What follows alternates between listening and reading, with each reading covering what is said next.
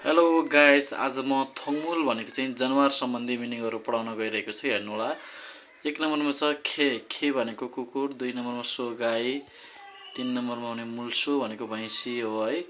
चार नम्बरमा छ यम्सो भनेको बाख्रो। पाँच नम्बरमा याक भनेको भेडा। छ नम्बरमा थोइजी भनेको बङ्गुर।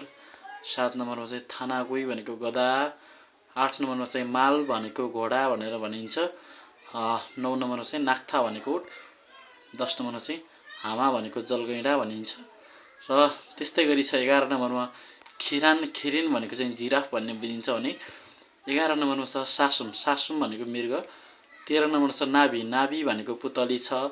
14 नम्बर भनेको खोपुल्सो भनेको गैँडा। 15 नम्बरमा छ खोम भनेको भालु। अनि 16 नम्बरमा छ होडाङ्गी भनेको बाघ। 17 नम्बरमा छ साजा भनेको सिंह। 18 नम्बरमा छ फितुलगुई भनेको चाहिँ परेवा भन्ने बुझिन्छ भने। 19 नम्बरमा छ सी भनेको चाहिँ चरा भन्ने बुझिन्छ। 20 नम्बरमा चाहिँ खानाजी भनेको कुकुरको छाउरो भन्ने बुझिन्छ। 21 नम्बरमा हेर्नु होला। 21 नम्बरमा छ कामागुई भनेको काग भन्ने बुझिन्छ है। 22 नम्बरमा थाक भनेको कुखुरा। 23 नम्बरमा चाहिँ छुई भनेको मुसो। 24 मा चाहिँ मोगी भनेको लामखुट्टे भन्ने बुझिन्छ। 25 मा चाहिँ येयु भनेको स्याल भन्ने बुझिन्छ। 26 मा चाहिँ खुल भने चाहिँ सङ्खे किरा भन्ने बुझिन्छ है साथीहरू। अनि 27 नम्बरमा छ खेमी भनेको कमिला भनेर बुझिन्छ।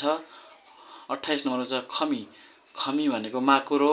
29 नम्बरमा खे भनेको गङ्गटो भन्ने बुझिन्छ। 30 नम्बरमा चाहिँ फारी भनेको झिङ्गा भन्ने बुझिन्छ। साथीहरू फेरि म अरू मिनिङहरू पनि यसै गरेर हजुरहरूलाई लेखेर चाहिँ भनेर बुझाउने छु है। हस्त धन्यवाद।